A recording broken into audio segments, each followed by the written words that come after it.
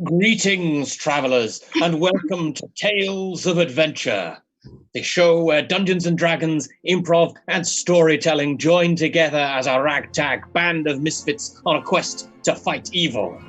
Since the dawn of time, people have told stories, gathering together to tell the tales of heroes, villains, and worlds of fantasy. Since 1974, nerds in basements have used complicated systems of rules and dice to help them tell their tales. Tonight, we shall tell you one of many such tales of adventure. These are our heroes. Marcus Lavelle, Human Knight. Hello everybody. My name is Marcus. I'm rather enjoying this adventuring log. It's a lot more it's a lot dirtier actually than I was expecting. You know, they don't mention the sort of the dirty aspects of it in the old legend books. But we managed to get our first treasure, which is wonderful. Slightly worried about what that treasure has done to one of the party, though. So yes, we'd have to deal with that, I think. Calmac Fingol, Dwarf Fighter. Alright, how's it going? I'm Calmac. Gonna go find the treasure, gonna nick the treasure, gonna melt the treasure, gonna the treasure. The fact that it may cause irreparable physical damage to one of the party could be a hiccup in that, but we shall see. Yeah, we shall see. I'm a bit. Yeah, it's thrown me. It's thrown me. Yeah. Rug, Human Wizard. Right. Well, I'm pretty sure that this is going well. I'm very excited because we've already looted some gold, which will be paramount in repaying my student loan. I feel like I've already got this month's payment sorted, so I feel secure knowing that that's in the rucksack, as it were. So that's exciting. I do feel that we have some problems to solve, and I'm quite tired. I'm not very well. I got hit. My torso is quite crushed. But overall, powering through and just really keen. There's so much to learn. And last but by no means least, Rúna Ironclaw, Werewolf Barbarian. I had been having a great time and had made lots of friends and discovered an awful lot about this new and exciting world and had been incredibly brave. But now, things have got quite dark. In every sense. And my skin is burned, and I can't see, and I'm very scared. Ah. And I, of course, am the Dungeon Master, the nerd in a basement whose game this is. I wrote the rules. I decide how the dice work, etc., etc. Tonight, our heroes will continue down the underground dungeon in our latest episode entitled From Bad to Curse. You have just recently emerged onto the surface once more from your latest expedition underground into this dark temple below you. This time you come back with 200 gold pieces worth of jewelry that you nicked from dead elf priests. But you've also brought with you 300 gold pieces that are apparently cursed, because the moment that Rúna Ironclaw stepped onto the ground above the dungeon, she suddenly felt the curse take effect. Gold now burns her skin, and she can no longer see anything. Also, you've got a big, chonky mushroom bat with you that is freaking out because it's never been above ground. It is desperately trying to flap its way out of Rug's grasp, directly at the sun. Oh, goodness me. I didn't really think this through. I thought it would be happy to be in the light. I thought that's what it wanted. It seems to just want the sun. Maybe we should take it back down to be with its brothers and sisters. I'd quite like to name it, though. I feel like it needs a name, but I'm going to just consult the inspiration voices in my head for a name. I'm not sure what to call it, so I'm just going to throw it out there to the creative world and see what happens. But I think maybe we need to take it back. I don't want to tie it to a tree. It might be a bit upset, so I might bring it with us. It might be happier in the darkness. Well, while we're doing that, Rúna, are you okay? Oh gosh! I can't see. Your hands seem to be all burny, and you got a vacant look on your face. I'm assuming I've dropped all of the gold that I was holding in my shirt and just got it off me.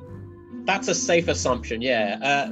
The floor around Rúna is littered with gold pieces in the grass, steaming faintly where they blistered her skin. Ah! Oh, Calmac, you know first aid. Why don't you try a little of your when you poked me and sort of rolled me to the side? Why don't you try something like that on Oh yeah, Rúna? okay. And what kind of you also burn things quite a lot. What kind of burns are these? Oh, that is not that is a wrong burn. That is a not right burn. That is not a. Is there a right burn? Well, and a right burn. It's not a natural burn. It's not, it's not I've leant on the forge or I've tripped over and put my face in the campfire kind of burn. I have angered eldritch beings from afar, and they have touched me in ways that should not be done. Oh, that's the worst kind. This is a curse, then. Ah! I don't want to be cursed. Oh, well, we're going to have to go. We're going to have to try and solve this. I think we'll have to go back down, won't we? We'll have to go. I'm going to take my gauntlet off and give one of the coins a little poke just to see if my flesh doth sizzle. Flesh dothn't. What is the negated form of doth? Doth not? Don't. It don't. There we go. Your It flesh don't. sizzle. Tisney is nice. Disney. We can just shout nay. I think is quite nice. Nay. The answer is no. Your fingers No, are Bernie. Oh well, yes. It seems. Okay, that's. I mean. Well, this was the particular gold that you took from the statue, wasn't it? Like all of the other gold seems okay, but this is the ones that you took from the statue. Are you saying that the other gold won't burn me? Well, I'm not 100% sure whether it's all gold now that will burn you, or whether it's that specific gold that you took out of the. Try it. I'm going to I'm going to put a gold bangle on her skin. Lightly. It feels like someone's put a red hot gold bangle on your neck. Stop it! Oh dear, you've got a gold allergy. Yeah. The treasure hunter. Okay, I tell you what I have got. It's not exactly an ointment, but we do have some cheese which we liberated earlier. It's a relatively kind of malleable cheese. I think if we kind of just smooth that on your palms, it might be soothing. Well, is there anything? I've read about this, but I've never seen it in action. Raghu, you might be able to help. Is there any like aloe vera or anything like that around? Oh, well, Aloe vera in a temperate pine forest. I don't know. I've only read about it. No. Well, no, there isn't aloe vera around, but tree sap has some soothing properties. I believe, from my studies. Oh, I've lost my glasses, but I'll do this anyway. I'm going to go over to the nearest pine tree and sort of rummage around in the trunk a little bit and get a little bit of sap. And I'm going to come over and sort of down in the trunk. You're just going to walk up to it and you're just going to sink your fingers into it. Just like, well, I've used up my my speak to wood thing, so I would ask. Chatting. Essentially. But this time I'm just gonna sort of rummage, go in there, and I'm gonna grab some of the sap. And I'm gonna be like, "Thank you, tree," even though just it's polite to. I'm gonna sort of blow on it, and I'm going to come over and be like, "I hope this helps," and I'm going to sort of smear it on Runa's hands. Ow! Well, Rúna, you can't see what's going on, but something is smeared on each of your hands, and they both do feel a little bit better. The pain eases, and now the only thing that's really bothering you is that you are blind. We'll leave the cheese there. I'll keep the cheese. Well, no, as I was about to say, that's tree sap on one hand and cheese on the other. They both. But both. Oh, excellent. What are you doing to me? It's an ointment. It's an ointment There is ointments. with Yes. It may smell odd, but it may smell helping. Yes. I start eating the cheese off the cheese hand. Yeah, you have a snack there. That's Are you? You're gonna eat it? Okay. It's Oh, no. cheese. It's cheese that you found in an underground temple that has been sealed for about 700 years. Okay, well, too late now. You've done it now. Rúna, I'm going to ask you to make a constitution test for me, please. You can't catch a break. Ugh. 9. Oh, that's fine. The cheese tastes, if anything, great. As someone in the chat has just correctly described, it is very finely aged. The texture is a bit weird, though. Oh, are there any audience suggestions for what the chonky bat should be called? I haven't actually checked Twitch. Loads. Oh, No, loads. there's none yet. Oh, they're loads. Yeah, they're Yeah, loads. loads. Oh, great. Chonkzilla, Lamp, Chonkella, George, Gussie, Poncho, Cuddlefloof. Cuddlefloof!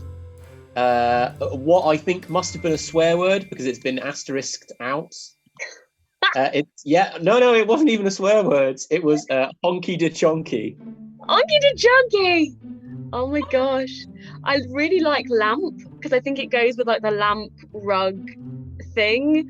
Oh, Maybe yeah. we could like sofa and like Yeah, sideboard, yeah. little buffet. I quite like lamp. It's gonna be lamp because lamp loves the sun and fire and yeah, lamp. Lamp, Okay, yes, thank you. Lamp the chonky bat is that bat's name. Excellent. Still fluttering pitifully in your grasp, trying to get to the sun. He won't succeed even if you let him go. Well, do we think we know how to get rid of this curse? Does any of us know about curses? Okay, well, I mean, Would we be familiar with the whole sort of thing? I mean, Rug probably knows the most about curses, and Rug doesn't know very much. Okay. Curses are really not gardening wizards' specialty, except something along the lines of, may your tomato plants be finicky and difficult this year. This is so- Someone's cursed me with that because they're spindly. Really, you were so proud of them. I am still Honestly. proud of them, but they're That's- not throwing me any tomatoes.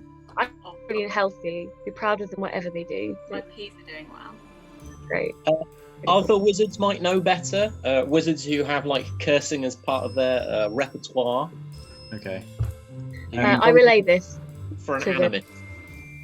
Can I ask how blind am I? Is it full blind where I can't see, differentiate between like light and color, or have I got, it's like underwater, everything's really blurry? Capital B, maximum blind. You can't see Wow. anything. The Capital full B, maximum blind. Okay, cool. well, it did I've happen. I've sunk down into a crouch now, and I'm just kind of holding my burnt, cheesy, sticky hands like this. Just I'm going to go and pluck a nearby flower, and I'm going to be like, Rúna. Oh no, this doesn't make because you can't see. Rúna, I'm going to make it really nice and soft, and I'm going to sort of come over and be like, here's a soft flower. You might enjoy. It might soothe you if you're feeling sad.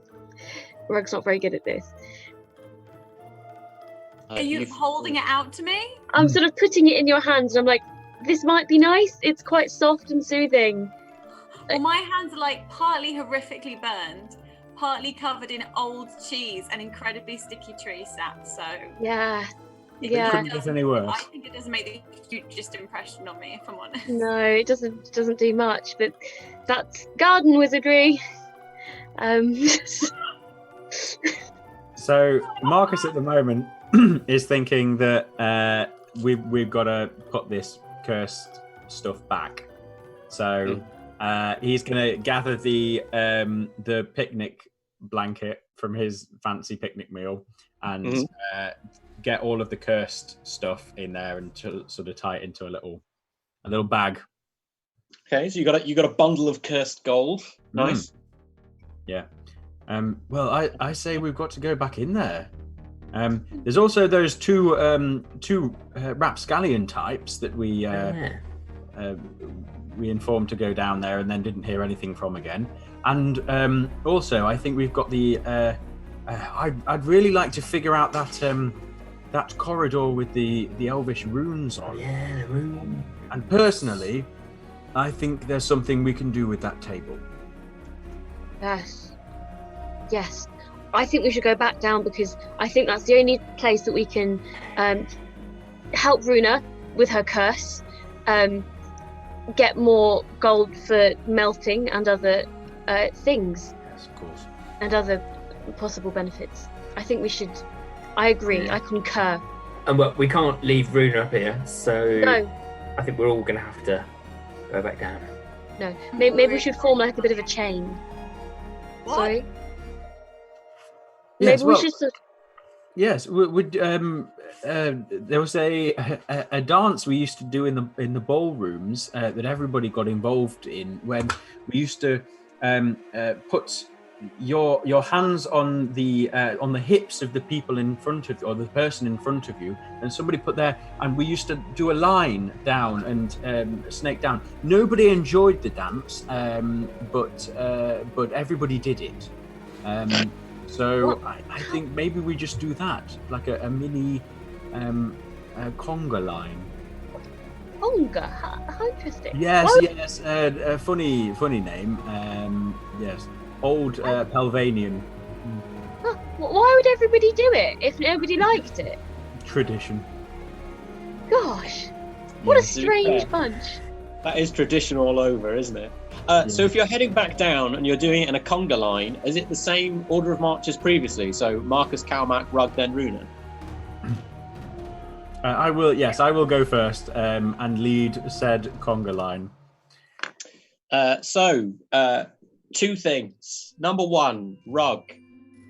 Your robes have now got cheese on one side of the waist and tree sap on the other side of the waist. Okay. From where Rúna is hanging onto your waist. But more importantly, as you descend below ground, Rúna, your sight returns just as your head dips below the level of the ground. I can see. Uh-huh. I can see. What? I can see. It must have just been a fluke. It must have just been for a second. I can see. Just go. You can just take the gold and go. I start to head back up out. The second your head passes above the level of the ground, you're blind again. No! That's the opposite of what I need. Oh. Maybe you have to be in darkness? I turn around and go back down. Or underground? Again. You're not actually in the shade here because the sun it's still like only maybe like 3:15. So you're still in the sunshine. It's not that you're in darkness. Underground. Can I see my sheep from here? Yeah. Well, technically no, because you'd have to like peek out above the level of the ground to see where the sheep is, and the second that happens, blinds, not blinds, blinds, like that. Got it. It's almost mean. It is, isn't it? It seems cruel and spiteful, as though it were a curse. Yeah, that's a curse. That is a curse. Curse. Well, yes. Either we find a way to lift the curse, or you spend the rest of your life underground. That's not what I want. Option. Okay, we should. Yeah, I mean, we can. We'll find a. We'll take the gold. We'll head back down. Yes. Cool. And there seems to be plenty of other areas and other loot that we could. Yes, I think we should give the gold back to the statue, to the potential goddessy thing that they were throwing all the gold down to, and then get other gold, maybe other gold. I mean, is it worth holding on to it? Because now? I mean, Rúna can see now we're underground. So Yeah. Okay. Let's look for the gold first, and then do that on the way back. a better way Can we touch me with it? The gold. Yeah. Oh. Does it still burn me? Different Still bangle. burn. Oh, what? Oh, Still burn. burns. Oh. Well, we could use it as a weapon. It's burning gold. I mean, it's good to throw at anybody we find. Well, it's not.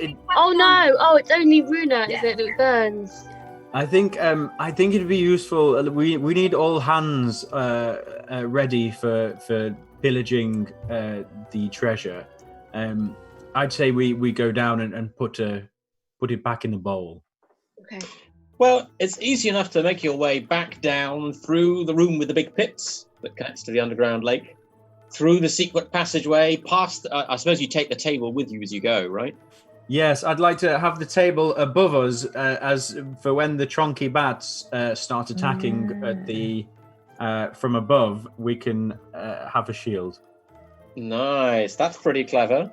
So you're easily able to, using the table to shield your light from the sight of the chunky bats, cross the causeway and reach once more the statue of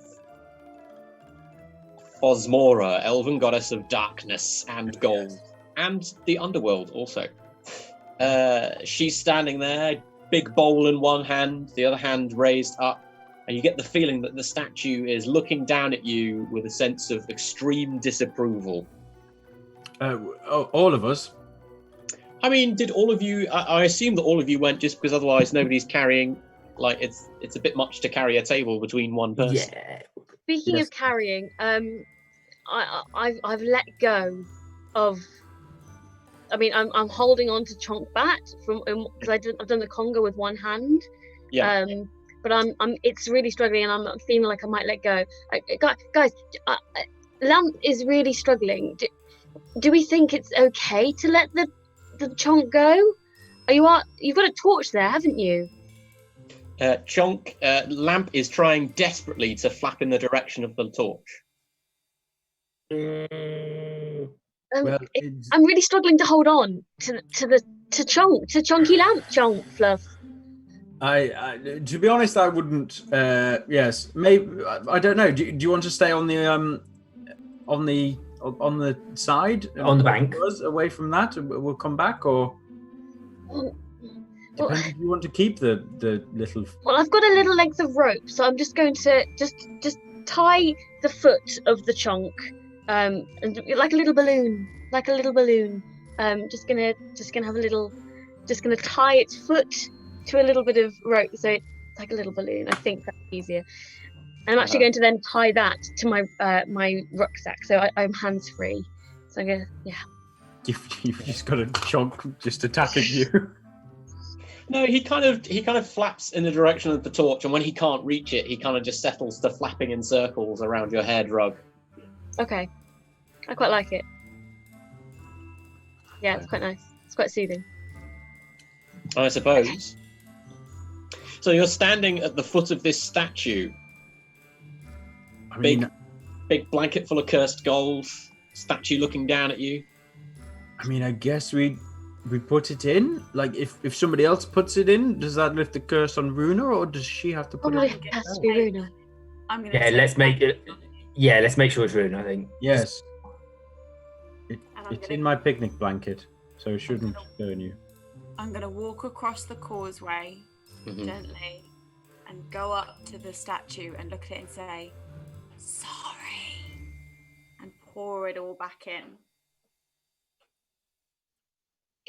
as the last piece of gold hits the pile and the bowl, the faint tinkling sound, there's a sense of tension inside of you that just eases a little, and any lingering pain in your cheesy, sappy hands dissipates. You get the sensation that maybe someone isn't quite as mad at you anymore. I hand her one of the gold bangles.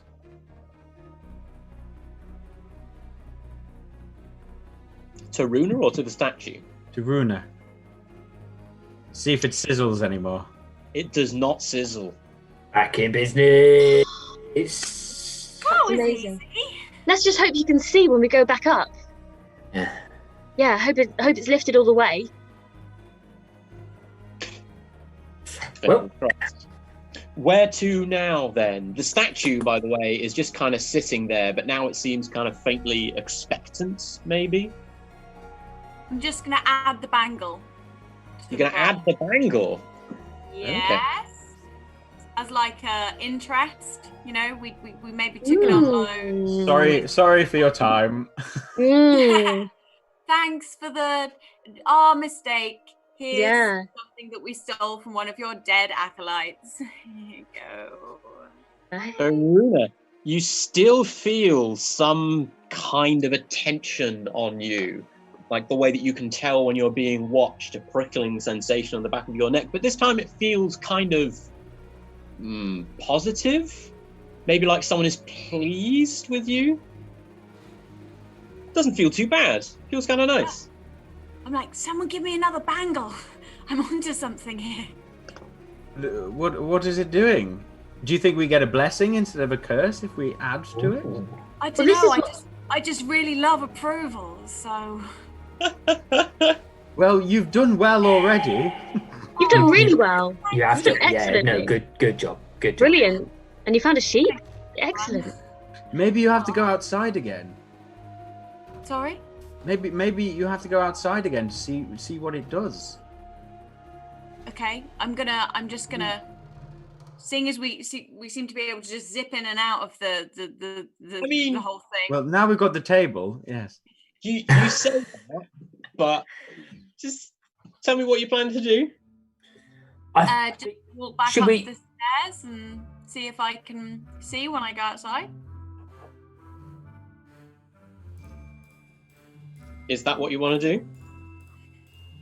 Well, it was, The yeah. way he questions it, the way.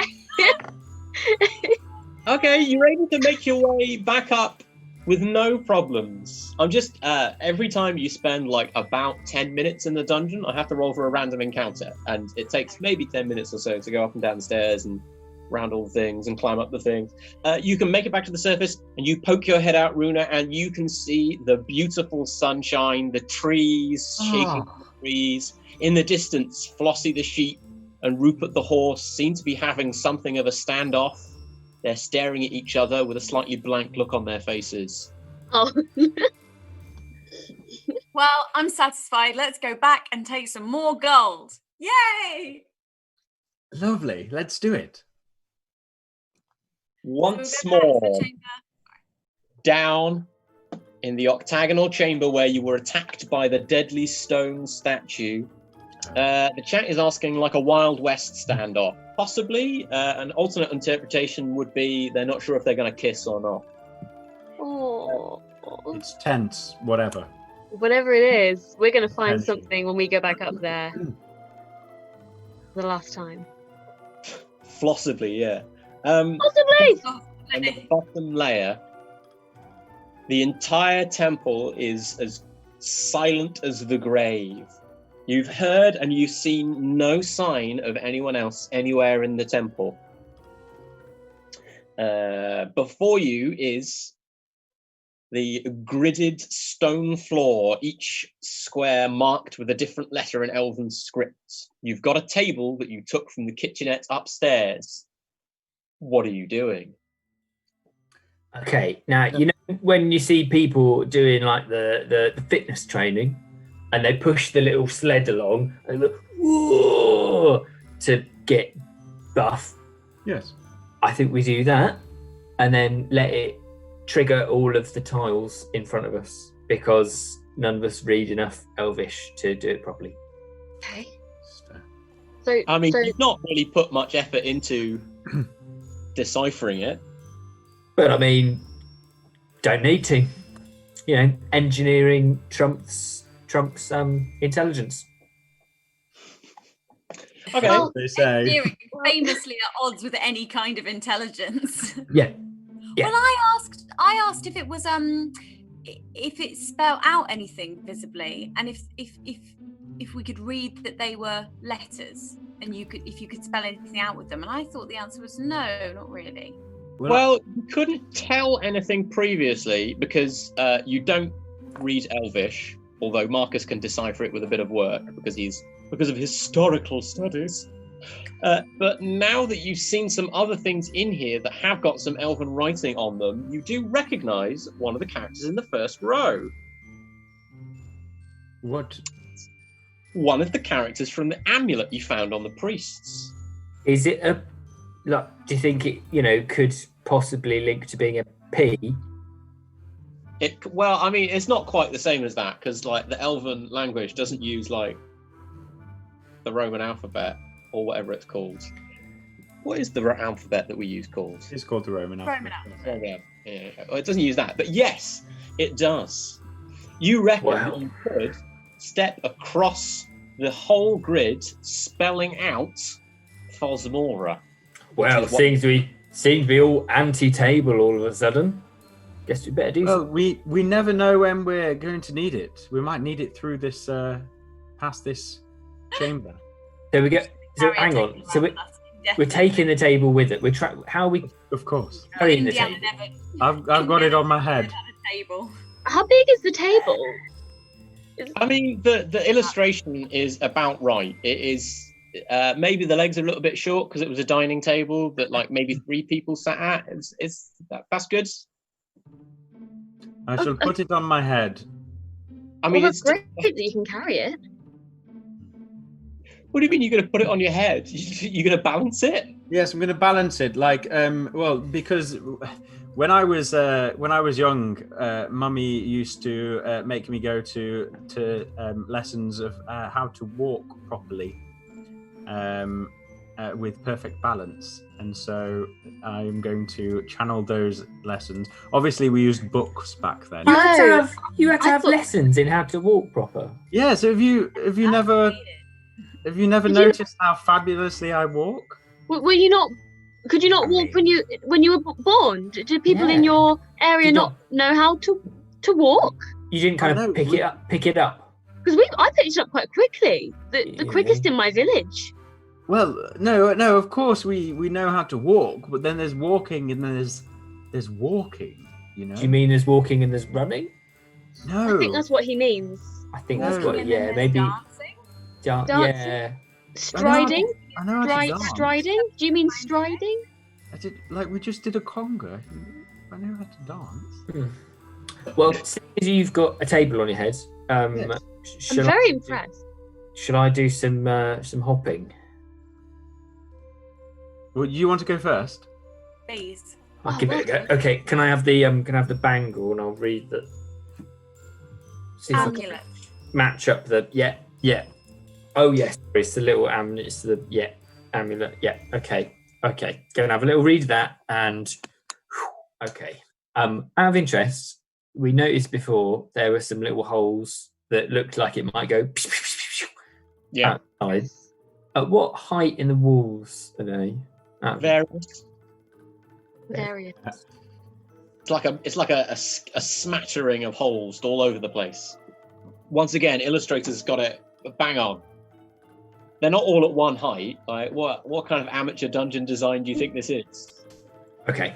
What I'm going to do, I'm going to take a little collection of rocks with me, and then as I hop across, matching up the little on the amulet with the little on the floors, I'm going to leave a rock that steps as I hop across. Little trail of breadcrumbs. The way, but don't eat them because they're not made of bread. They are rocks.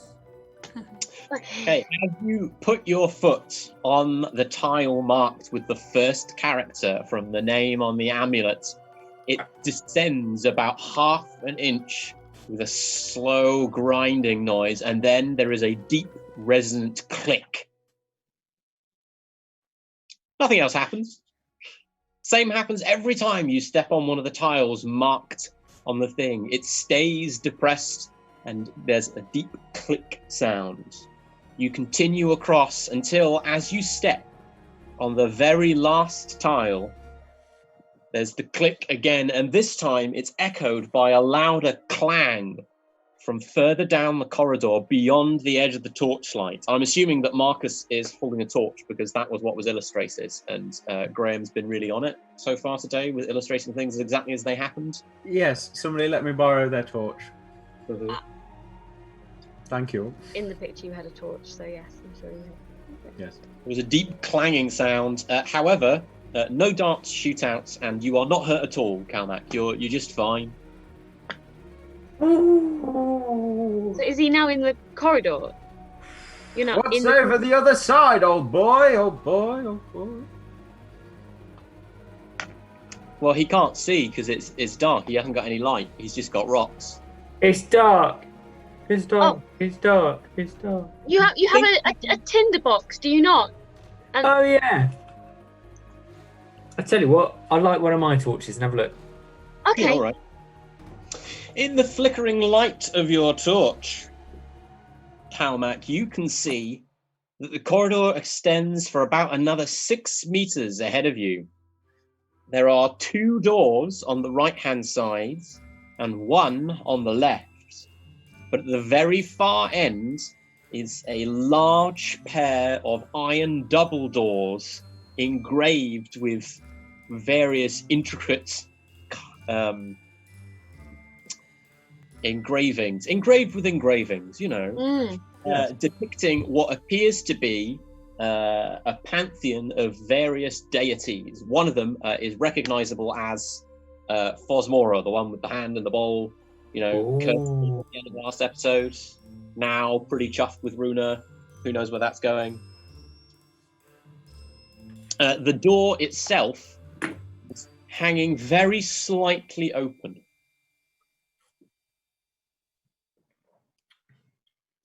There's a shitload of doors. Do you mean 4? 4 doors. I mean, that's more than we've had so far, and It's a to make any reasonable, decisions. cool quantity of doors. If we're Can we come over? yeah, follow the rocks. Shall I bring the table? Okay, I'll bring the table. Let's go, everyone. Okay. Easy enough to pass along the tiled corridor as long as you go one at a time. Stepping where Calmac stepped, nothing happens this time. The tiles stay depressed, the door stays open, no darts, nobody dies. You're all good. Excellent. That was suspiciously easy. Well, we cracked the code.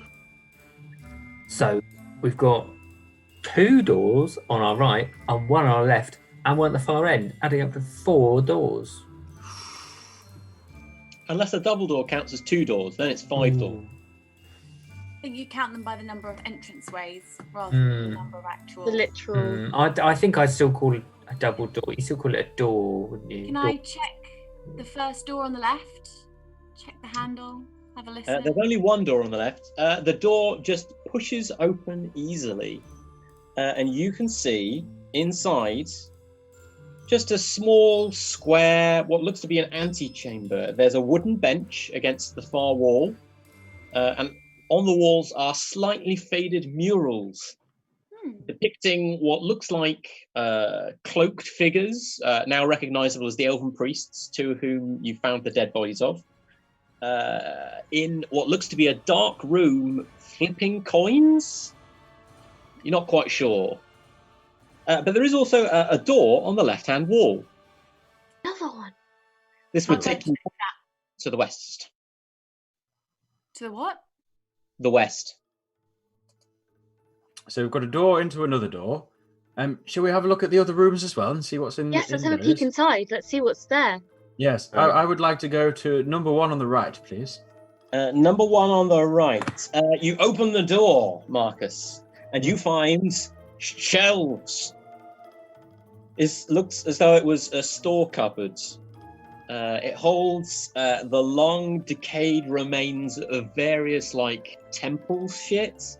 You know, candles, incense, mouldering scrolls, some inks, what look as though they were probably quill pens a very, very long time ago, but now they're just kind of like lines of dust.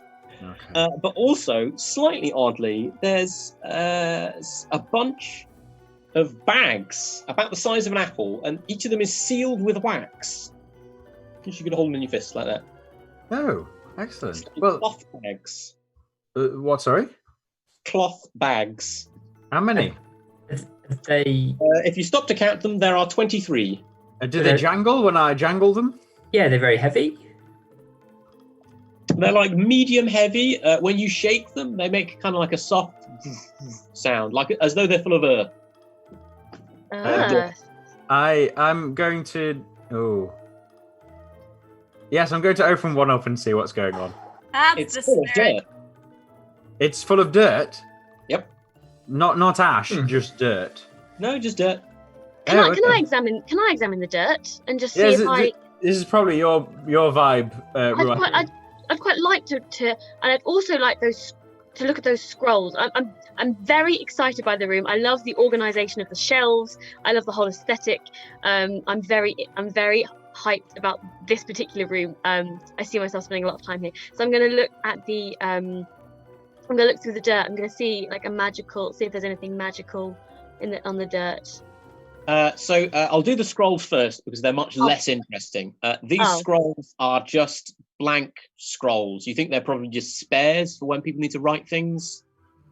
They are also not really good quality anymore after spending 700 odd years sitting on a shelf. Very useful. Is kind of old paper is what you found. However, inside the bag of dirt, rooting around, you find a single gold coin. I'm gonna should we look at the others and see if there are this paper is bullshit, by the way. I was overexcited. In the bags, there's a single gold coin. I think there might be one in every single one. Should we have a look and see? Yes, I'm going to look at and I'm going to look through Marcus, the one. as Rug starts rooting around in the bags, something jogs your memory about a coin buried in soil in a sealed sack. I've actually read a lot of books about augury and fortune telling and this kind of thing. You're pretty sure that there's a way of doing fortune telling that involves coins in soil. In fact, now you come to think of it, the way that you do it is that you have to bury a coin in the dirt on a new moon, dig it up on the next new moon, and seal it tight in a bag. Then, if you flip the coin in a perfectly dark room, it can tell your future. But you've got to keep it completely dark the whole time. So every time that Rug brings one of the coins out, she's ruined it. I've gone through like 10 of them. Hold on a second. Not that many. I'm rolling a D8. Okay. Rug has gone through 7 of them by the time you realise this. They've all seemed to just have coins in. It's just dirt with coins. Well, yes, there's something about that. Yes. Oh. I will explain all. Meanwhile, Rúna,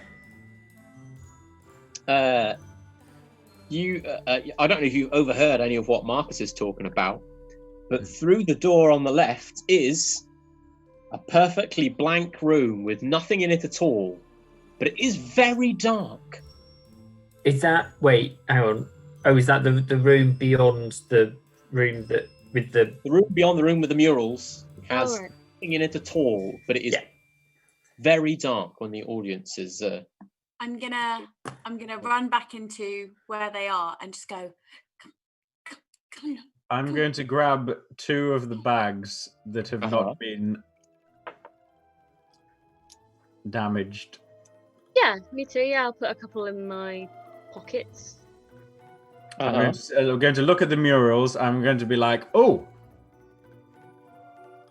I've got an idea. With the murals in mind, the room that Rúna has taken you to is clearly a room that is expressly made to be perfectly dark when both of the doors are closed. This is exactly the kind of room you'd need to use those coins in an augury. Let me try and use one of the coins. I'll be right back, everyone. Okay, I know a bit about this. Okay, so you're going into the perfectly dark room and you're closing the door so it's 100% dark and you can't see anything. Yes. Creepy. Okay, so Marcus closes the door. Are we waiting in the corridor? Yes. Okay. Marcus, what are you thinking about when you flip the coin? I am. Oh yes, yes, very good. What am I thinking about? I'm thinking about whether or not we are going to become rich and famous after this hoard of treasure. It's very much in the immediate. Like, are we going to be successful? Will this be the start of a great adventure? Yes. So the way this works is that you flip the coin, and then if it lands heads up, that's a good sign. If it lands tails up, that's a bad sign. Okay. You flip the coin in the darkness, and you can very faintly hear the sounds of it spinning in the air, and then a faint ting as it lands on the floor. How do I know? Well, you need to open the door or turn on a light. Oh, okay. I'll do that. I open the door. All three of our heads pop round the door, stacked on top of each other, like, oh. How'd it go? Well, Opening it the depends. door and peering round the corner, a shaft of light enters the room, and you can see the coin that was determining how well your fortunes would do by looting this treasure hoard is balanced perfectly on its edge. Oh. What on earth does that mean? Is that even worse than a bad prediction? Does it just mean that Marcus was really lucky this one time? Find out after the break on Tales of Adventure. Join us again in 10 minutes.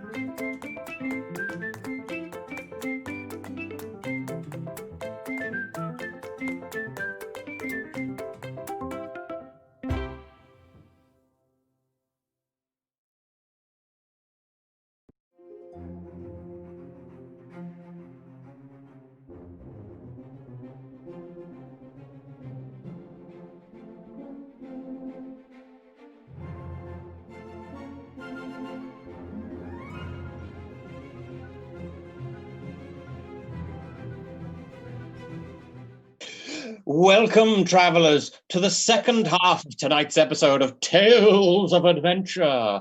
If, perchance, during the break you have enjoyed a slideshow of audience fan art, why not enter some yourself? Tweet it to us at Tales_Adventure, and you could see it in a future slideshow. And if we really like it, you might get free tickets to the next live show that takes place, like, physically in the real world. What a novelty that would be. But let's not muck about with that. Our heroes are on the very bottom level of a underground temple to the elven goddess of darkness, gold, and the underworld, Fosmora. They've just recently conducted some sort of augury as to their fortunes after securing the treasure from this tomb. However, rather than getting a heads when they flipped a coin, which would have been a good omen, or a tails, which would have been a bad omen, the coin landed on its edge. What that means, you don't really know. Is this like the coin augury version of, oh, someone in this room's got a relative, a male relative. He was a They've man. got a K in their name. Wore clothes. Or a G. It's a K sound. Yeah, like Yeah, could be a C. sound. Yeah. Plosive, maybe. Yeah, he was born on a day. Mm-hmm. He had a job. Yeah. He used his body to move. Use his Basically, voice. what I think this means actually is that we have to make our own fate up about this. It is undecided currently, and up to us. Well, that's how fate works. I mean, that's how life works. Anyway. To be fair, if it is Fosmora who's kind of helping with that, I mean, she's probably still a bit iffy about us having kind of nicked some of her stuff, returned some of her stuff. You know, so does just say sorry again. I don't know. I think Fosmora likes us now, especially Rúna. But yes, it's best to be cautious. I mean, do we have enough for each of us to have a go? I mean, there were 16 left before you just flipped one. Now there's 15 left. Well, does anybody else want to go? Does it have to be somebody who's like proficient with, or augury, or can anybody do it? No, anyone who can flip a coin can do it. Sweet. Can everybody flip a coin? You got to do it perfectly in the dark, though. Yes. Oh, and catch it. Okay. No, you don't have to catch it. It can just land on the floor. Well, that's fine. Yes. Flip it in the dark. Who's going first then? I'll go just to prove that everybody's in charge of their own fate, and even if it says an omen, I'm going to be I'm a little bit headstrong and a little bit haughty about this. I'm a bit like, fine, I'll do it, if only to prove that fate. Is this like Hermione Granger going, they're just a lot of tea leaves? Yes, this is her hating divination, and Trelawney being like, yeah, this is like that. Yeah, Rug is very much inspired by Hermione Granger. So whatever comes up, you're going to try and do the opposite then? Yeah, because you make your own fate. Just as a classicist, just so you know, whenever you get some information about your future and then try really hard to make sure that doesn't happen, that always works out super well. Yeah, most of the time that's fine. Like was fine. Now you know you can just avoid it. Yeah. And that's the end of the story most of the time. Absolutely. So I'm gonna go in there now. Best of luck. With a coin. You flip the coin in deep darkness, Rug, and then you hear it jangle to the ground. The door opens behind you, and the beam of light reveals Tales Of adventure? No, just you've drawn bad fortune, Rug. Maybe the coin told you saying some shit about it, and now it's just giving you a bad fortune. But that's what you've got. Does it matter what I was thinking about while I was doing it, or is it just a sort of general bad omen? Well, all right, okay. Let's rewind slightly. What were you thinking about when you did it? Because whatever it is, it's going to be bad. I was thinking about just sort of science and whether the Earth will be a greener place one day, and whether I will make a real difference in gardens around the world. Oh no! In that case, it comes up heads. Well, I haven't learned anything I don't know already, so I'm this is just a thing. I'm going to take it, but I would try and do that anyway, so it's fine. Okay, anyone else going to try? I don't trust that stuff. Don't like the sound of it. Freaks me out. Don't like it. It's weird. I'm going to keep a bag or two with me, just in case. I mean, there's 14 bags left. Can I keep them all with me? Yeah. Cool. Can I take all the gold coins that she took out, that Rug took out of the other bags, so I can just have them all? I assumed that Rug was pocketing them once she took them out of the bags. Well, I was doing a kind of Yeah, I'm gonna also agree. Could we have a little look in the second door to the right, which I believe we've not been in yet? Indeed, you haven't. The door to this room is made of wood like the other two, but is much more finely carved. It looks as though it's quite ornate. It looks as though it's like an important door. However, on the other side, you don't really find anything that you understand as being valuable. It's a rather simple square stone chamber, about 3 meters to the side. But there's nothing in it at all, apart from standing in the very center, a freestanding archway, about the size of any other regular doorway. And it is made of a curious angular black glass. It looks very similar to the material that the nails you found on the dead wizard were made of. You've still got those in your backpack or your bag, your pack. And so it's an arch like that, and there is we can see through the gap in the middle. Yep. To the other side of the room. It doesn't go anywhere. It goes to the other side of the room. You can step through it. Going to circumnavigate, see if it looks the same from the other side. Check out the perimeter. It looks the same from every angle. The only thing that seems slightly odd to you is that this, pretty much uniquely amongst all the things in the dungeon, is not dirty, grubby, dusty, or in any way marked by the passage of time. It looks absolutely pristine. Do we... I'm going to pick up a stone and throw it through it. Graham's killing it on the illustrations here. This is almost exactly what I envisaged. You're just going to stop through it? I'm going to get a stone. Oh yeah, Wondering. The stone passes through completely normally and bounces with a clatter on the other side of the room. What about one of those weird black nails that we found on the dead fella? Can we chuck one of those through? Rúna currently has them. Rúna, do you want to let Calmac throw one? Rúna, can we throw nails I'll through? just toss one through.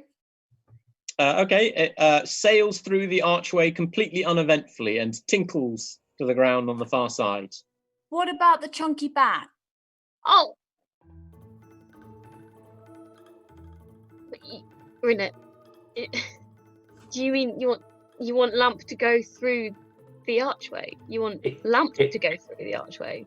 It could be fine. It might be fine. Everything else has been totally fine. Yeah. I don't. I'm going to slowly walk to the other side of where Rug is with a torch. Let's attempt it through. Just like on the opposite side of the.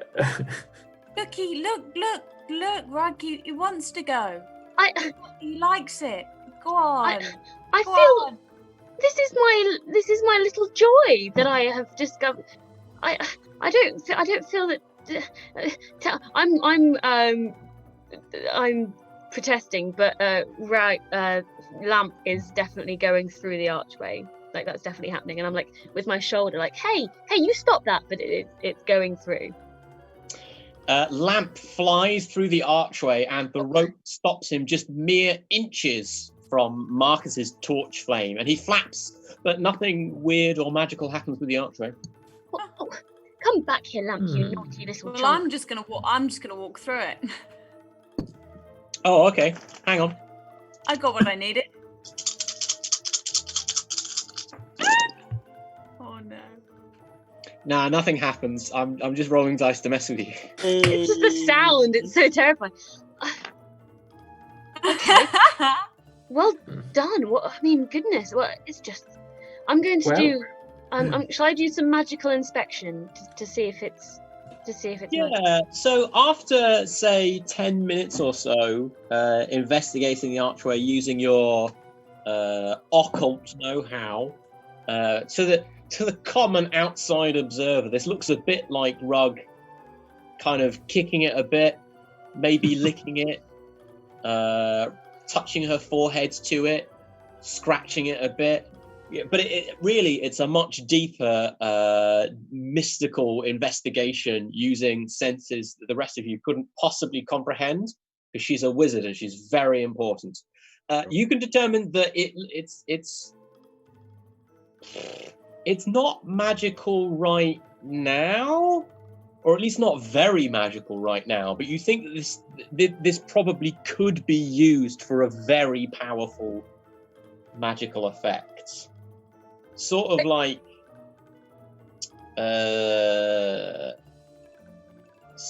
finding the turbine fan from a jet engine, but without the other parts. I relay this to the group. I say, what is a jet engine? It's like having, one side of a telephone without having the other side. What? No, Yes. We have them in the castle. Goodness me. Well, we've only got one, so we can't talk to anybody about Rug, you have no idea what kind of magics you would need to be able to activate it. It's definitely beyond. Sorry. You suspect that an elf wizard would know much more about it. Yes. This is beyond my knowledge. But yeah, I think an elf wizard could do it. Maybe these elven priests knew what they were doing. Maybe they were a bit magic. I mean, one of them was a wizard. You nicked his spellbook, remember? Yes, indeed. So they probably knew what they were doing. But they all seem dead, but not really. So yeah, two of them so far. One was a zombie, and one was very dead. Yeah. So that's a thing, isn't it, everybody? One dead one undead. Two to go. Well, yes. Maybe we carry on and see. Yeah. Should we look through the fancy door with gods on? Looking at the fancy door with gods on. If it was slightly ajar, does that possibly indicate that as we're going through, I want to see if I recognise the Pantheon and whether it's. It's the Elven Pantheon. So it's okay. As we're going through, cult or anything. Well, there's nothing specific about here that's any kind of like forbidden deity. Although really nobody really does worship the elven gods much anymore, because people tend to get a bit shirty about that. Sure. As you know, what with them having ruled the entire continent with an iron fist for thousands of years, people didn't like that. Cool. Okay. Well, shall we go through then? Yeah, but I'm thinking I'm going to get my hammer out. Oh. I'll put the table down just in case. Oh, you've been balancing that the whole time? Yes. Yeah, even when you flip the coin. Yes. Wow, even in complete darkness while yes. flipping a coin. It's actually quite impressive. I'm impressed. I mean, so the reason why I've allowed Marcus to be bouncing a table on his head this entire time is because skills in the Tales of Adventure system for tabletop, or Toast, don't give you mechanical bonuses to rolls very often, but they just let you have skill sets. One of Marcus's skill sets is courtesy, and according to him, part of that involves being trained to balance tables on your head. So Just there you walk go. properly. It doesn't give him any mechanical benefits. He's just able to balance tables on his head if he wants. Through the iron door engraved with what you now recognize as the Elven Pantheon, you find yourselves standing in a large chamber, 9 meters to a side easily. The walls are lined with wooden shelves full of mouldering tomes, scrolls, and such like. High above you, the stone ceiling sags heavily under what seems to be the weight of something from above. Perhaps some sort of partial cave-in. Just as a brief aside, yes, there's a caved-in room in the floor above that you just haven't explored. Don't worry about it. It's sagging down to the point where it is only held up by resting on the top of freestanding wooden shelves in the center of the room. This is clearly a library. On the very far side of the room, you can just dimly make out one of the shelves has moved forwards as though it were concealing some sort of doorway. But perhaps most interesting, in the very center of the chamber, flanked by the wooden shelves that are holding up the sagging stone ceiling, is another dead body wearing a black cloak that you now recognize as the familiar outfit of the priests of this temple. I'm going to go and strip it of all its nice jewellery. Mm-hmm. I was about to say, is it moving or is it just dead? Yeah, how dead? It's a corpse. Oh, it's a corpse. Okay. Well, you Well, could I say, you know, it was a body. You could say that about all of the ones we've encountered so far. Yeah, I mean, it could be an animated corpse. True that. Approaching the body, Rúna, you can see that it isn't actually wearing any gold jewelry. What it does have, though, is its hands are stretched up as though it were in the act of defending itself from someone, and thrust through the palm of the right hand is what looks to be a long nail made out of black glass, just like the ones that you found on the wizard. I'm going to pull it out. I just want to say, Rúna, before all of the shit starts happening, you are a dungeon master's dream. Thank you so much. As you pull the nail from the hand of the body, it shatters into a fine black powder, and the body kind of sags slightly before shaking, tensing up, and there is a long, deep, rasping inhale of breath. The body sits bolt upright and looks you in the eyes and croaks out, "Water! Ah, water!" And it reaches out towards you as though to put a hand on your shoulder. What is everyone doing? Oh, I'm getting the fuck away from there. I'm actually going to grab some water and run over to the thing and be like, I have water. I'm going to sort of pour it on its face, just sort of here. So eager. Water, if you want it. Grabs the water skin from you and quickly knocks it back with both hands and pours the entire contents down its throat. Okay. It coughs and splutters for a moment. Yeah, sorry, I should have clarified. Not wearing a mask, this one. Just the cloak. Sorry, Graham.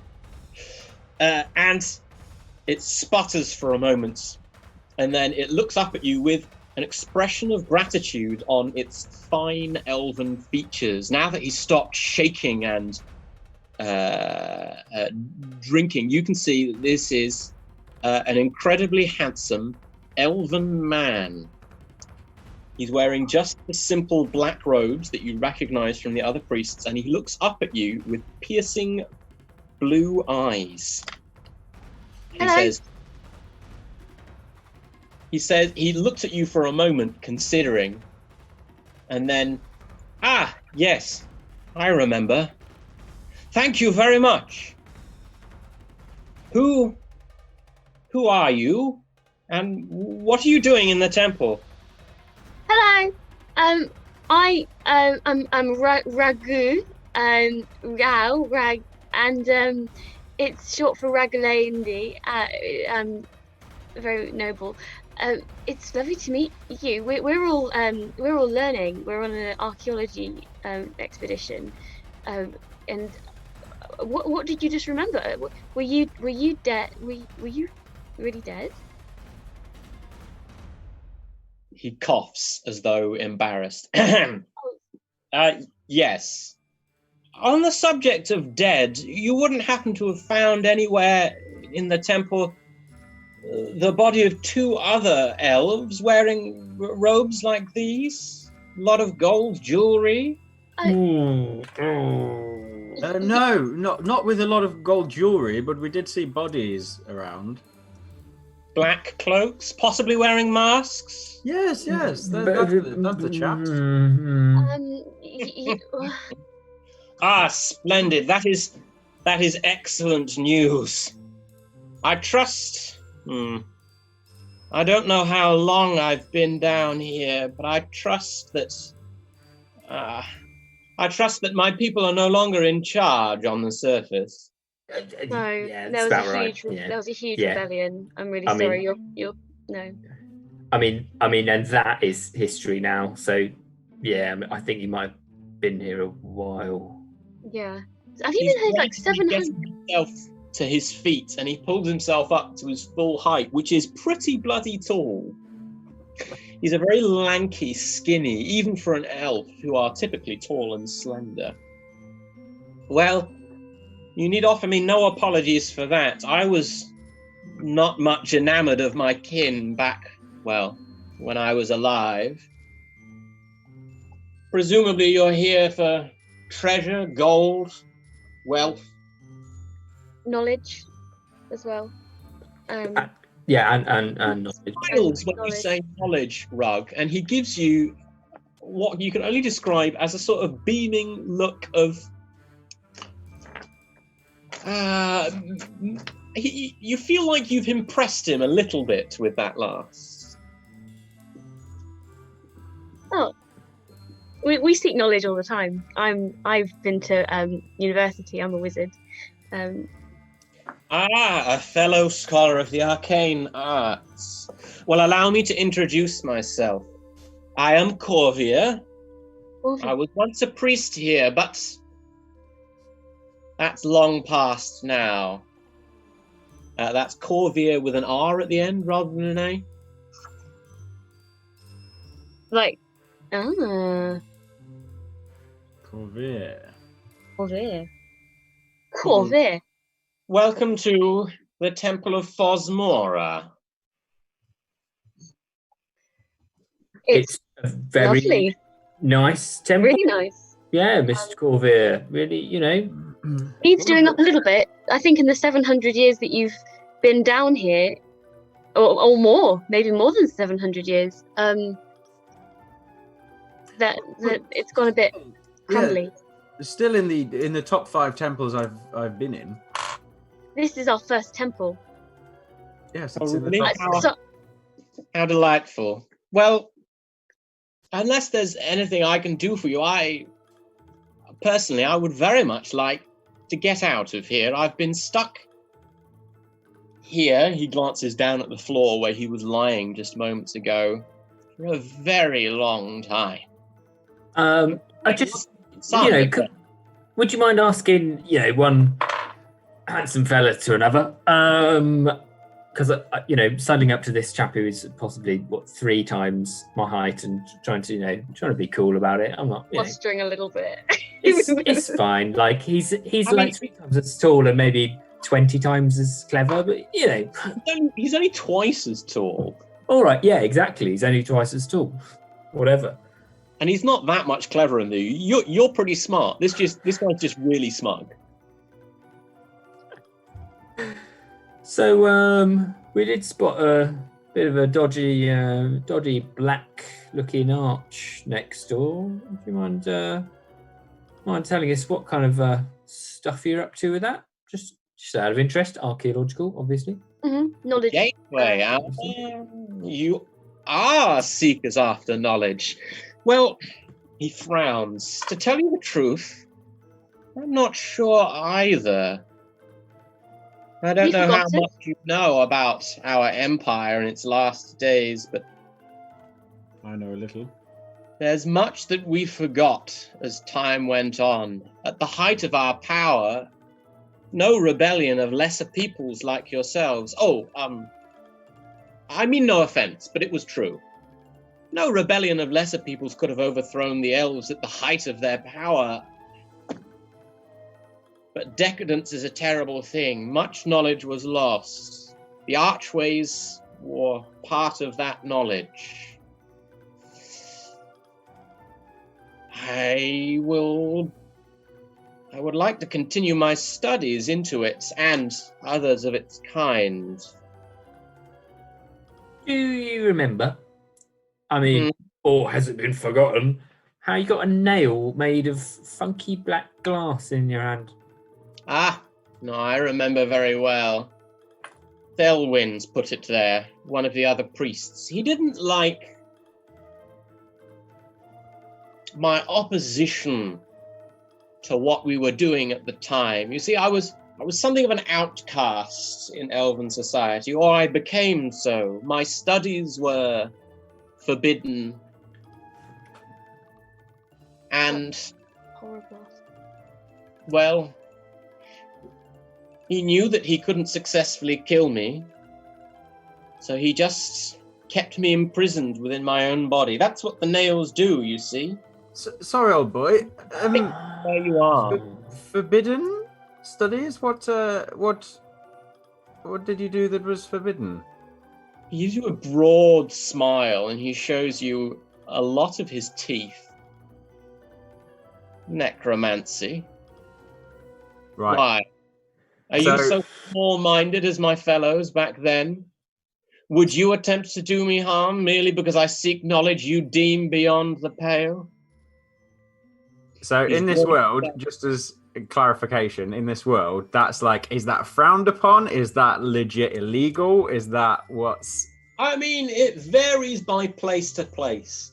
But sidebar, necromancy is not necessarily the magic of raising the dead. Necromancy inherently is the art of divining the future by speaking to the spirits of the dead. Necromancy is kind of frowned upon a bit, like proper chartered wizards, the kind that you would find in the employ of noble lords, ladies, and knights, don't do necromancy. Okay. But that doesn't mean that it's inherently illegal. Calmac's not a fan. He thinks dodgy wodgy. It's a bit shady. Yeah, it's shade. Yes, shady. Rug was very enamoured until she heard this. She's a bit like, oh, well, there's knowledge, and then there's fiddling about. Yeah, fiddling with dead bits. Yeah, fiddling about with dead bits. So she's a bit like, oh, I thought, but she's not going to say that because she's not that mean. She's just like, oh. Yeah, Calmac just gives a kind of like look to Marcus, like, yeah. If you flipped a coin and then it landed perfectly on the edge, what does that mean? He tilts his head to one side. Did you flip a coin and it landed on its edge? Maybe. He shrugs expansively. He's got very long arms, so he does have a very expansive shrug. Yeah, of course, he's got a lot. Could be good, could be bad. Just means that your future's not clear. Perhaps, based on particular choices, your future could be very good, or... And he leans down a little bit to look you directly in the eye, Rúna. Very bad. And so old Corvair, old boy. You say you want to continue your studies. Is this into necromancy, and what does that entail? Are you going to build an undead army and try to take over the world?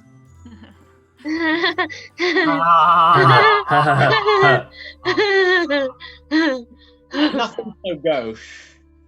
I'll simply leave this temple where I've been stuck for entirely too long and depart. Perhaps I shall return to my old homestead, if it still survives. Perhaps it was burned to the ground in the rebellion. Couldn't say. But I will set myself up again with a place to do research and look into arcane matters. I will research the gateways and see what I can learn of their forgotten knowledge. I certainly wouldn't be looking to cause any harm to anything. I have no ambitions on the political scale. I've always thought that we really overstepped our bounds by oppressing the other peoples.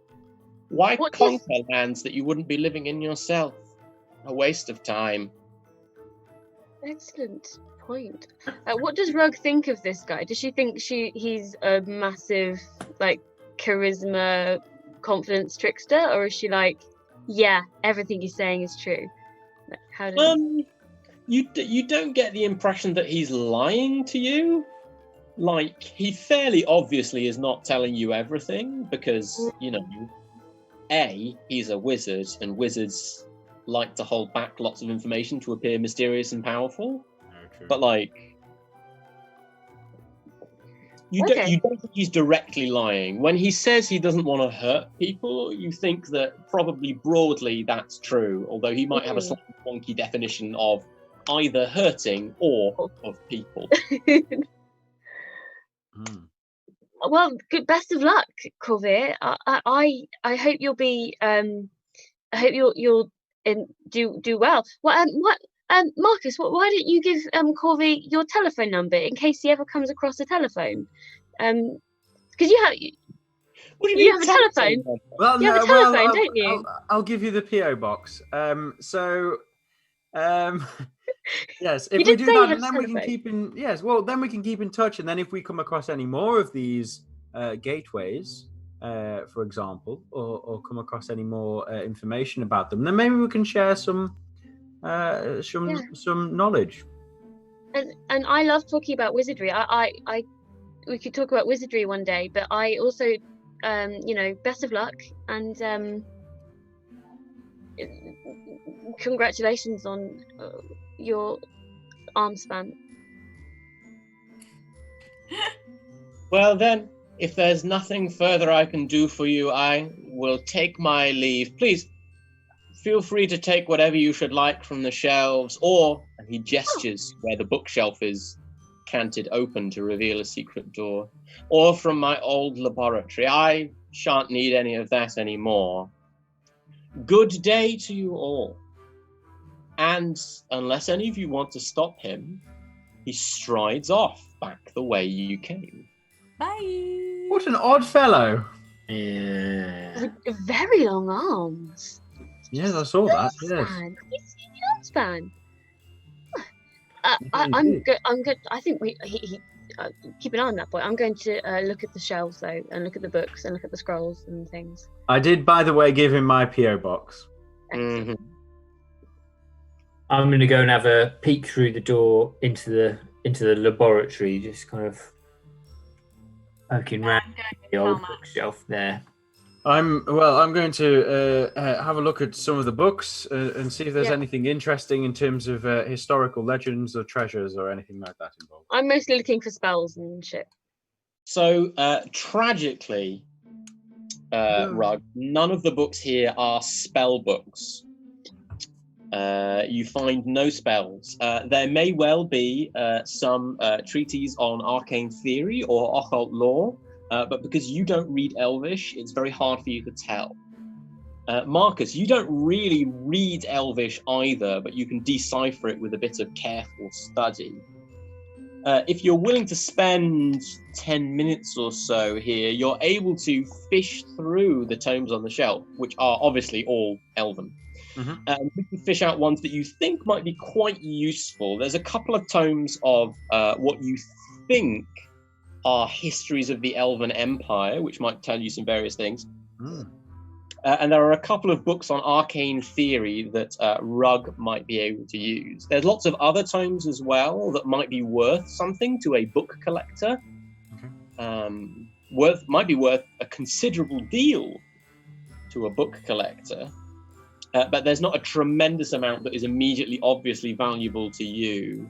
Not many of the books are in perfect condition, but a surprising number of them. So I'll take both of those two, and then anything that looks expensive for the book. Well, so you're very easily able to assemble an assortment of old elven books. Okay. Meanwhile, in what Corvir refers to as his old laboratory, Calmac, you find what clearly appears to be a wizard's laboratory. However, it's a little bit creepy and disturbing. Workbenches are not just covered with the kinds of weird spirally glasswork that you would expect in a wizard's chamber, old tomes, scrolls, this kind of thing, but there's also what would appear to be a surgical table with restraints strapped at positions where you could tie someone's arms and legs down, and considerable stains of dark brown that you probably think are blood. Right. There are shelves full of strange jars with preserved specimens in, organs that you recognize as belonging to people, hearts, livers, lungs, and some that you don't recognize at all. An eyeball the size of your head. A collection of hearts no larger than your thumbnail. An entire preserved specimen of something that looks a little bit like a rat, but with long legs like a spider. It's Can I creepy. get that one down? Can I get that one down and just give it a little A little shake. Yeah. Sake. It kind of wobbles around inside the embalming fluid that it's suspended in, but it's not alive or anything. There's enough I'm... Can I? Can I see if there's anything around that could be useful for putting together for like a first aid or kind of like surgical kit? Oh yes, there's if you look around enough, you could probably cobble together an entire surgical kit. Although it's probably not designed as a surgical kit, but it works as a surgical kit. It's more of an autopsy kit. Might need a good wash. Yeah.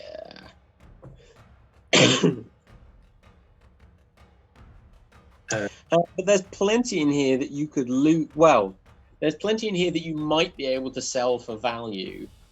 There's a distinction here between obviously liquidatable treasure, i.e. stuff made of valuable metals, and stuff that might have value to the right buyer. Bit niche. Yeah. If you wanted to collect all of the wizarding equipment, you could cart that back up to the surface and you'd be able to maybe make a neat profit if you sold it. You'd have to find the right buyer, though.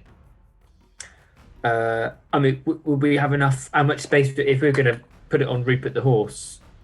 Could we realistically kind of make a collection of stuff? I mean, you're already well past the amount that you can easily fit on Rupert the horse. Rupert the horse came with quite a lot of stuff, and you've already Flossie the sheep. You've already got 100 gold pieces worth of jewelry, a bunch of books. You're going to have Flossie the sheep to carry things? Flossie the sheep. Yeah. Why else would I have got a sheep? Just a good strong sheep. Used to carrying a chonky lamp would probably help. Chonky back can have a little Chonky lamp. satchel. Grip things, those little beak mouth. You suppose if you ladened everyone down to absolutely like covered in bags and sacks and strapped on bits of junk, you think that you could probably make it all back to town with it, and then you could maybe buy a cart. I have a question. Oh, a cart would be good. It's like If a table, the elf was leaving this tomb so that he could go and carry on with his research, would I want any of this valuable equipment that would be incredibly good for the right buyer, someone who was doing the sort of things that he was doing. Yeah. Well, why would he tell us specifically to go and take anything we fancied? Seems strange. He was an odd fellow. He was odd. Do you reckon he was maybe he wasn't going to come back here? He didn't seem like he was coming back. He's going somewhere. He's going places. I mean, on further consideration, it does occur to you that maybe he told you about all of the valuable stuff so that you wouldn't follow him and would be distracted by all the valuable stuff while he left. Well, he bet right, didn't he, really? Oh, We are so easily fooled. Yeah, There's a lot of shiny things in here. Look at us. Look, would you just take a look at us? Look at the silly band, aren't we? We are silly. I've got all of these books. They're all on your head. They look great there. All of them. That's all. I'm gonna go and sneak after him and see if I can still, without him noticing. Yes. See where he's gone. Definitely. So you would need to return to the surface to do that. Well, Has he already made his way all the way out? the rest of us It's been a few slowly, minutes because you and the spent rest of us some time- slowly following with our stuff.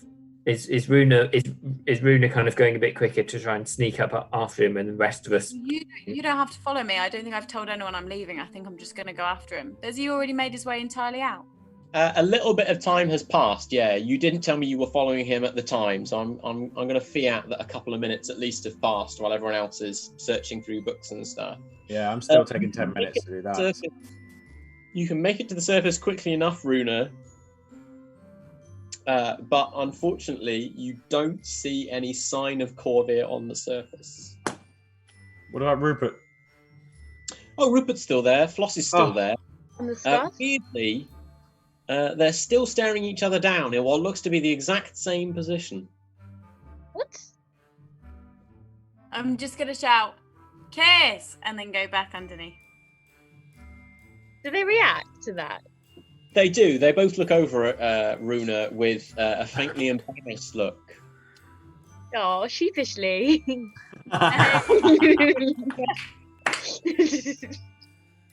Perfect. So you're able to, well, what else would you like to do in this dungeon? You've got a lot of valuable shit that you've carted up to the surface, or you could wish to cart up to the surface. Yeah, are there any other rooms we haven't?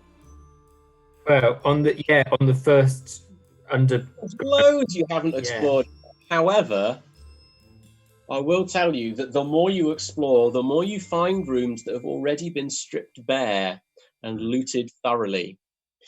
Chell and Uta, who you haven't seen since they held you at bow point at the start of last episode, appear to have made very good time in clearing out the upper level that you didn't properly explore. Oh, Bugger. I thought they were right. Well, we've got about as much as we can carry anyway. You've done so- very well. Steve, did I find an apothecary kit? I just remembered that Rúna wants one. Rug wants one of those. Did she find one? I'm gonna say that given that Calmac was able to assemble a surgical kit from the wizard lab, I'm gonna say that you can assemble an apothecary kit. Sure. No worries. Yay! Travel apothecary. Apothecary. It's hard to say.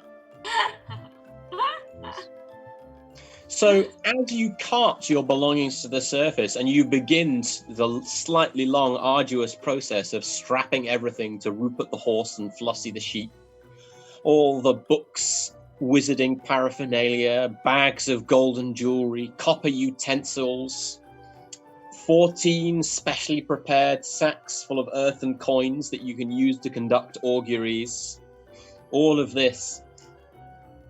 The sun is beginning to set, and as you glance over in the direction of what is, frankly, a very beautiful sunset, you can see, heading in your direction from the northwest in the sky, is what looks like the figure of a man wearing an incredibly long scarf running towards you through the sky. My first thought was Doctor Who. It's not Doctor Who, is it? What No. a great crossover. Yeah, that would be. Just Tom Surprise! Baker in his lovely long scarf, like in the town. Try my best to avoid copyright infringement in this show. I will Oh, tell so we referenced this, like A yeah. time duke happens to be. I mean, if we ever announced a guest, can you imagine? And next time on Tales of Adventure, we've got Tom Baker. Yeah, he's our Baker's gonna special have it. guest. That's the kind of budget we are looking at. as the figure gets closer and closer and nearer to the ground, they are clearly heading directly for you. In fact, Marcus, the closer he gets, the more you recognize him. This is someone you know rather well. This is the court wizard to Lady Marjorie Lavelle, your mother. He's someone you've seen many times, who taught you many lessons when you were growing up and being schooled. What's his name? His name is Jesmond. Jesmond? Yes. Dr. Jesmond or just Jesmond? His name is Jesmond. I don't know his surname. I just called him Jez. Which Not Jes- not doctor or professor. Not Or... Dr. Jesmond. No, he was Archmaid. Jesmond. Yeah, Archmaid. Archmaid Jesmond's. Well, I think he was to everybody else, but to me, no. Oh, chat, it's Jesmond Conehead. I'm glad they know. Oh, Jesmond runs down out of the sky and skids to a halt in front of the four of you, his scarf flopping to the ground out of the air beside him. He stops for a moment, out of breath, and holds up one finger. Jez! Marcus, my boy! Oh, can't stop. Lots going on. Oh. I've got a message for you from your mother. The war's going badly. Oh. You're needed in the north. Oh dear. Rodor is advancing on Castle Lavelle. I'm doing a circuit and calling up all of, the whole of your brothers and sisters, etc. You've got 1 month to get home. Oh. Your mother will have a lot to say to you when you arrive. He glances around at the rest of you. It looks as though you're doing very well. Well, yeah, so far so good. thank you. It is. Still, lovely to see you again. Glad you're nice, my dear boy. Yes. Must be off. Lots of other knights to summon to battle. Well, tally-ho. He looks up in the air and whistles with both fingers in his mouth, and it is an incredibly high-pitched, piercing whistle. Suddenly, the wind picks up in completely the opposite direction to what it was blowing before. His scarf trails off up into the sky, and then he himself is lifted up into the air and starts to run, his feet kind of treading the air as he climbs back up into the sky, carried by the wind. Classic Jez. Oh my goodness! This is rather good, isn't he? It's so cool. Yes. How far away is Lavelle Castle? Yeah, I don't. Well, I'll tell you. How far away is Lavelle Castle? Lavelle Castle would take you maybe 2 weeks to travel if you were going as fast as possible on the direct. Okay. All right. Make it back in about a month. Okay. Well, there's some towns on the... For maybe 2 dungeons worth of detour on the way. Oh, okay. Marcus, are you going to go to battle? Well, yes, I have to. It's my duty as a knight. Well, does this mean we won't be able to go tomb raiding anymore? Well, I think that there's plenty on the way. I've marked some things on the old map. You see. You don't seem frightened. This is just your destiny, isn't it? That's how you see the world. Oh yes, of course. My destiny is for my family and to bring glory to them and to protect the name. I thought I was getting into a career for life, not a career for a month. Yes, you said when I took on Oh. this unpaid internship that it would be a 6-month thing. I mean, Don't worry. No. This war, it will be a temporary thing, and then we'll be right Oh. back to adventuring. Yes. Yeah. How long's it been going More on so so far? Pelvain and the Empire of Rodor to the north have been at war for the last 5 years. Marcus might be lying. They they say it's going to end pretty soon. Just decisive battle victory. Just a quick war, in and out, 20 minutes. Calmac, who has a slightly better grasp than the other two on the fact of the war, tries to give them a bit of a. It's when kind of out of Marcus's eye line, he tries to kind of give them a no. It'll be Rogue fine. is just looking sad because she doesn't want to lose a friend or her internship. Oh no, don't worry. And there's plenty of knowledge to be had in Lavelle Castle. You see, Jez will be there. He's a particularly good person to have a chat to. Okay. He's got many scarves, so Ooh. maybe yes. And Well, let's go. we've got our own smithing place as well. If we need to do that, and stables, plenty of horses around. So maybe we just sort of take a little stop over there, sell all of the stuff that we've got because our marketplace excellent, and have a few picnics. Yeah. Well, As you watch the retreating figure of Jesmond Conehead, the court wizard, receding into the distance in the sky, the sun setting ahead of him, you think of your summons to war in the north and what that might mean for your adventuring company. Is this the death knell for Lavelle's Archaeological Acquisitions Limited, or will there be more opportunities in the war for them to steal stuff from dead people? How much gold have they managed to loot from the Temple of Fosmora? Will they manage to reach level 2 by the time we start the next session? All these questions and more answered in the next episode of Tales of Adventure. But before we go, some brief admin reminders for you. If you have enjoyed this show and you enjoy the rules that we have used, and you would like to find out more about the world that Tales of Adventure takes place in, check out my blog at thoughtsofadventure.blogspot.com. I've already posted the rule system we're using, and I will soon be posting the module that we've been exploring, the dungeon itself, including maps and random encounter tables, including all of the stuff that these guys didn't explore because they just pretty much skipped an entire floor of the dungeon. Also, if you love improv and you want to do more improv and would like to learn how, the Bristol Improv Theatre has 2 online courses starting on Monday the 22nd. That's Introduction to Online Improv and Improvised Scenes from Truth. You can find more information below. There should be a link.